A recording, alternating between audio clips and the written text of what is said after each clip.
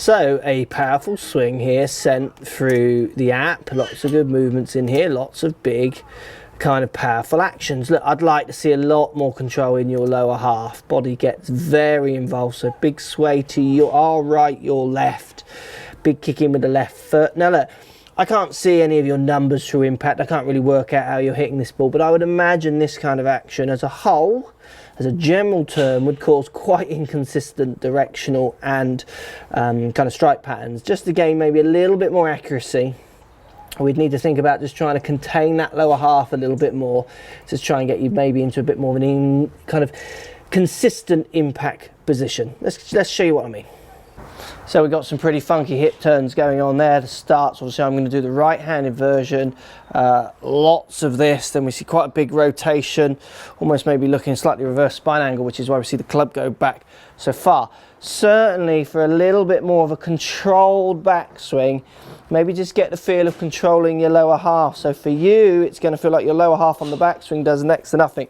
So feel like you turn your upper body against the lower half, which does nothing laterally. Now you can let your hips rotate, keep your right knee still, you can straighten it, it's not really going to make much of a difference. You can get your hips rotating, you just want to take out all that lateral. So feel like your hips are doing next to nothing on the backswing. Still turn your shoulders, you can let your right hip go back if that makes it feel a bit easier. Just to get a little bit more of a controlled action. I mean, I can see what you're doing, and some players make it work, and there's world-class players who make it work a little bit. I mean, Bubba being one, not so much lateral though, but I mean, you know, we're giving it quite a big kind of ooh-ha on the backswing, aren't we? You know, really trying to go for it. And as you hit the shot in the video, it looks like you've got a lot of power in there, which is great. We just like a little bit more control. So let's just try and get rid of that lateral, a little bit more rotation, or even feel like you're doing next to nothing with your hips. I think your strikes might become a little bit more consistent.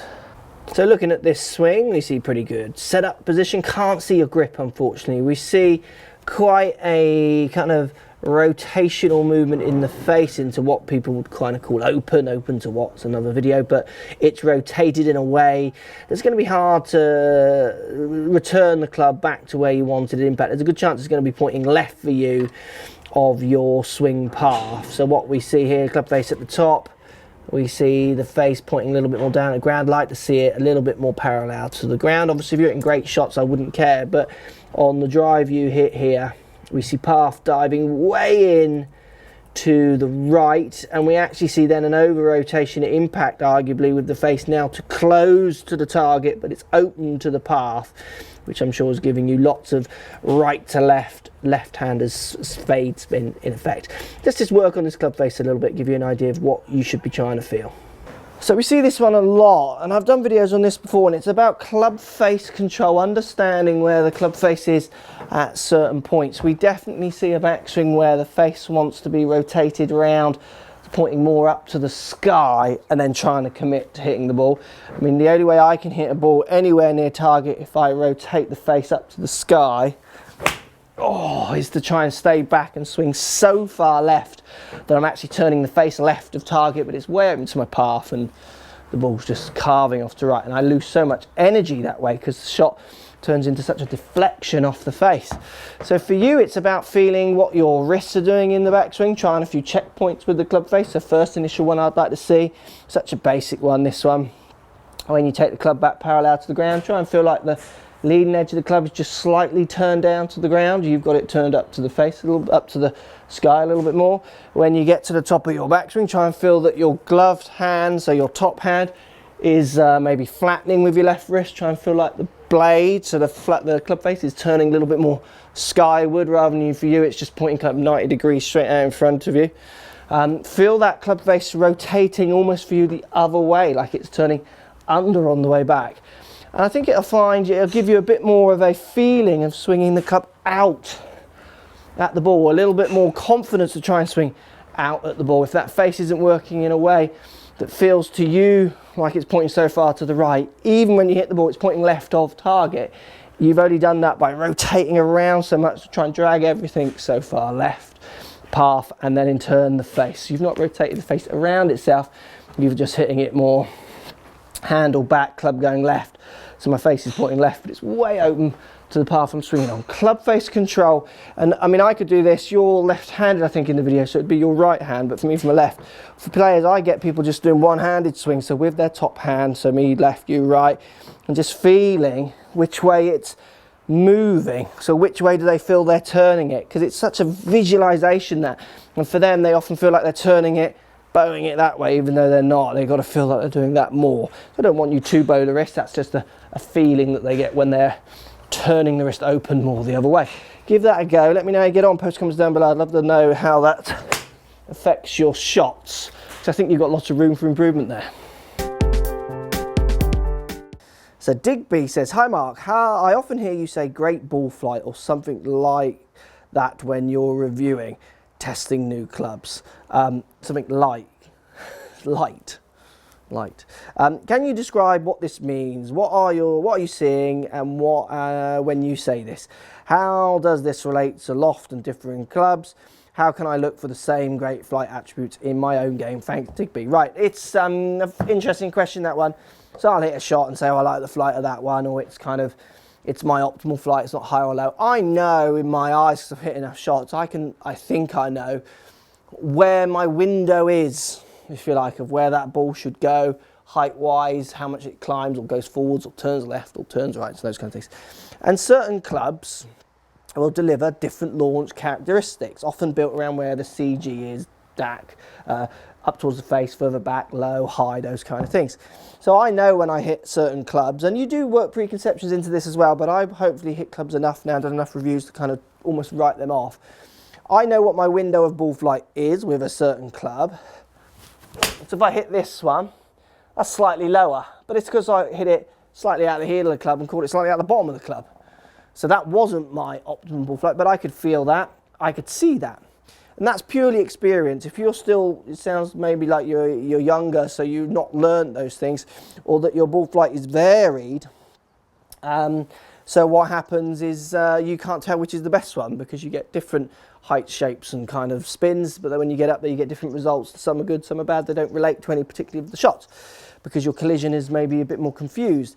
Now I know when I hit one out in the middle, I know how far certain irons should go because of experience, and I know what kind of heights they should go off, like that one, to hit their desired target, desired distance. It's completely experience based. The more you hit good shots out the middle, finding a target, you'll think, I want to keep repeating that flight, I want that look more often. And hopefully by just knowing that, obviously as you hit your shot and you look up, you'll get the feeling, the sounds, or not the feeling, but the sounds of the impact. And then where the ball flight goes into that window that you know is your optimum. And if you pick the right club, you're going to be on the target. Hope that helps. Okay, thanks for sending the swing. Look at the snow there. I don't know if this video is from old or you're just in a different part of the world where it is snowing at the moment. Look at that snow.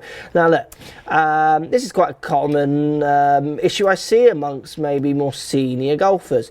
We see a backswing which consists of a humongous shoulder turn, massive. Lots of older golfers often think about turning more turn, more power, those kind of things. But what we see is a massive shoulder turn on the way back. And then coming into impact, we see, obviously hard from this angle, but those shoulders don't look like they've really opened up to the target much at all. They look quite close to target.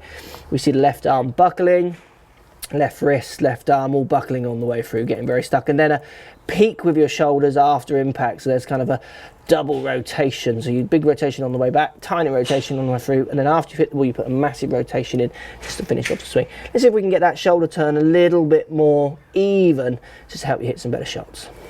So, shoulder turn. We see big shoulder turn, not much effort to get through, you get stuck. There's no way I'm going to hit this ball with my shoulders where they are, so I have to start letting go of my left hand, flicking forwards, arm starts to buckle, then you get to here and you chuck your shoulders through. Definitely like to start seeing you get your shoulders starting to feel like they're opening up more, a lot more on the way down. So, look, backswing.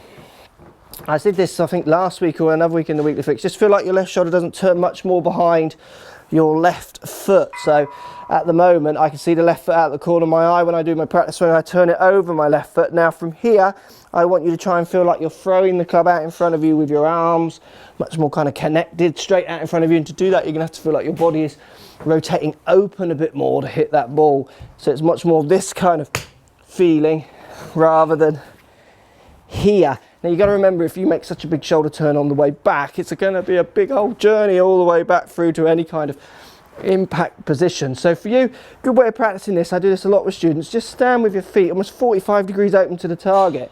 Make some shots where you feel like you only take your hands back kind of waist height, and then just push that club out towards target, push that ball out towards target. Just pitching it 50 yards, 20 yards, not very far out in front of you, 45 degrees open, and just feel that you're just opening up, chucking that club out in front of you, and then get that feeling into a full shot from that square setup. So do 3 open, then back to square, then 3 open, then back to square, just to get the feel of hitting it more this way rather than this way where you're so behind it as you come through. Hope that helps. Right guys, great swing here sent through the app. Now this is a little more of a lesson about, look at the shot, looks arrow straight. This is a lesson a little bit which kind of puts my videos down a little bit, but it gives you an idea of what I'm trying to do. I can't help this guy. He swings too well. From the angles of the camera, from the data I've got, from the knowledge of what he's trying to do, there's nothing in here I could say that would allow him to hit better shots, because he to me looks like he's hitting very good shots, which is why when I teach, if you come for lessons with me, which people do, I use GC2HMT, I use cameras to measure what's happening to the club through impact. So I don't have to rely on video. I use video secondary. I'm using cameras really to try and see what the person's doing with the club, to work out if they're hooking it and fade it, and work out patterns of trying to beat. Now, pretty good posture. We see what people will call a slightly funky pickup on the way back, where the club is put outside of the hands on the way back. Very neat top of the backswing position. I can see the club face through your arms there, which looks very neat as well. Pretty strong load into your left side, and a pretty nice contact to strike that ball going pretty straight. You look to me like you might slightly overdraw the ball slightly. You look a little bit like you might be getting the club maybe a fraction too much from the inside as you hit through the ball, but again, from this angle, I literally can't help you. This is a good swing. Lots of you guys could learn a lot from watching motions like this. Even though the backswing gets a little bit kind of funky here, it doesn't matter when they start getting into positions like that. Positions like this, obviously you've got the club burring, so I can't really see anything there. Great load with the body.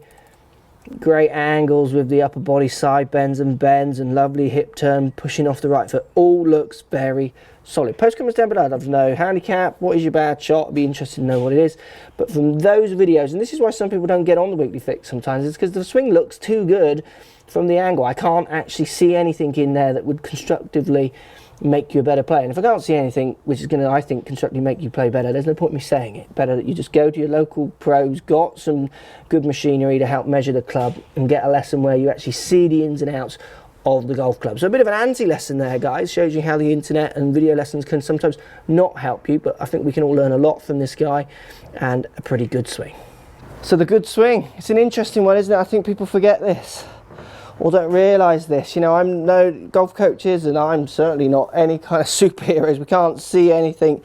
You know, we haven't got stereoscopic supervision or X-ray. You know, we're not. We just can see what we can see. Obviously, we can see patterns and certain movements that we've seen over and over again.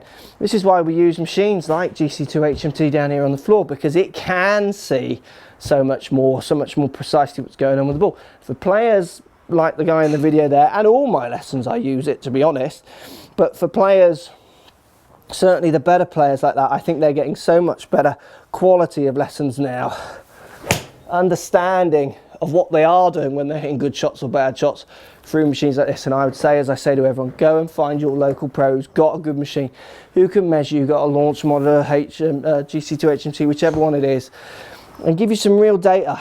Even when you're playing well, go and find out why you hit your good shots, and go and then find out also what is the data on those bad shots. Is it that the face always is slightly more closed to the path, never open, which then could result back to a grip, which you can't really see on the video. It could result back to a rotational issue, so how fast your club face is closing through impact, those kind of things. the angle your hands are moving on in relationship to the head, so the handle in the head, many complicated things, which from an iPhone stroke Android video, just can't see when you got someone swinging as well as this guy in the video. So, thanks for sending the videos, everyone. Hope that helps. A little bit more tips for you all to go away and practice, and we'll speak to you very soon. What's going on here? Don't be afraid to subscribe to the channel. Also, thumbs up the video, post comments. Love to hear what you guys got to say. Let's keep it social. The more we talk, the more we share, the easier this game will get for everybody. So if you want to find me on Facebook here, you can find me on Facebook. If you want to tweet me, find me on Twitter here as well. Just follow the links, all in the description. Come and join the show. Get active, get involved, get playing some better golf. Thanks for watching.